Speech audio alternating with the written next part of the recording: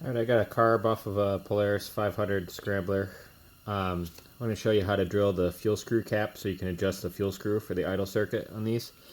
So they'll be in all sorts of different places. Sometimes they're on the side, sometimes they're an air screw on the other side of the carb. But basically, if you divide the carb in half, if you're looking at the engine side and the screw's over here, if it's on the engine side, it's going to be a fuel screw.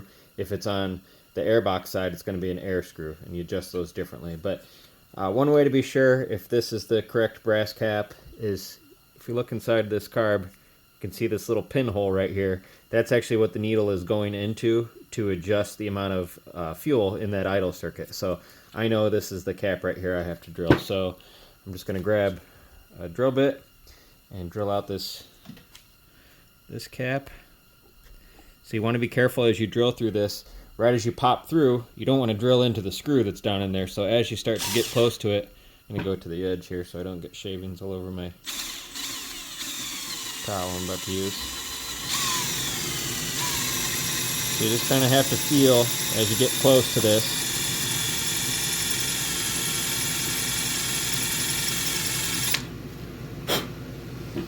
Get those shavings out of the way.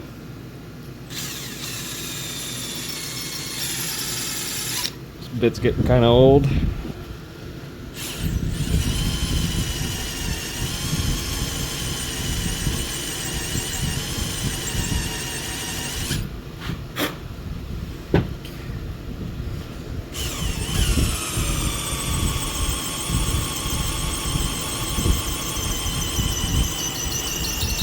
Alright, I can hear it and I can see I'm getting really close to popping through, so I'm not going to go crazy on the pressure.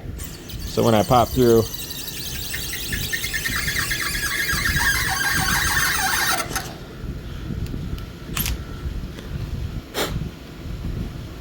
there, just popped through. Now you just take a wood screw and just drive this in there. You want to get a screw that fits really tight into the hole that you just drilled. And sometimes, yeah, like on this one, you can see, I know it's real hard to see, but I can actually see the brass cap turning in there, so I know it's fairly loose. I grab just a pair of pliers that give me some good grip.